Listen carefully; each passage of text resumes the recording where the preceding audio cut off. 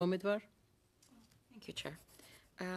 Mr. Carter, it seems to me that outside your recommendation that finance should do a better job in its national risk assessment, national inherent risk assessment work, it seems to me that RAD in and of itself in the CRA is something we need to understand better, because it has been mentioned time and time again at the Islamophobia Summit. The top ask was to deal with Islamophobia in the CRA. And witnesses and we've all heard about how RAD operates. And to me it seems that RAD is like of an elite group of 40 individuals with little oversight and accountability, at least in the way I look at it.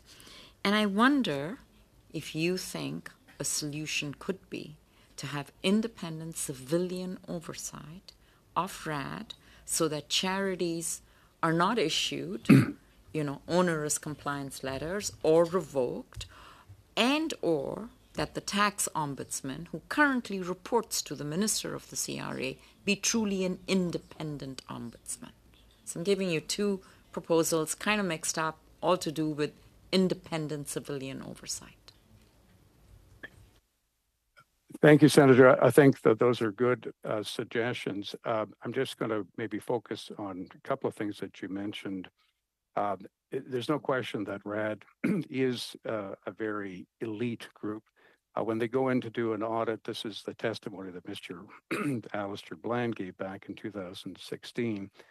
They have a number of different individuals that go in to do specialized work, whether it be with regards to security, with intelligence, in relation to IT. So it's a very unique group that goes in to do those audits. The overview should be done by the National Security and Intelligence Review Agency. That's the agency that was formed in 2019 because there was not one body that had oversight over the whole intelligence apparatus in Canada. And there was a real concern, and that there had been a request for there to have that type of oversight for many, many years.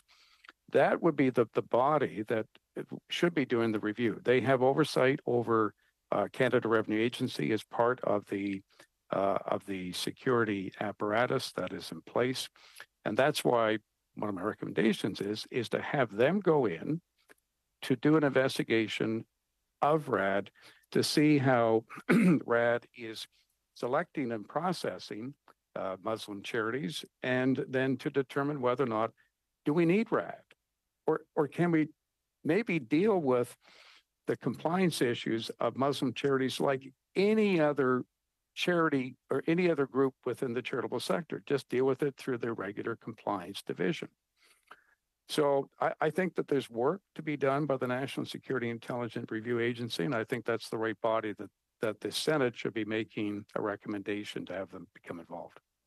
And what do you think about the notion of the tax ombudsman, who currently is appointed by the minister of the CRA, but is not independent? He's within the system.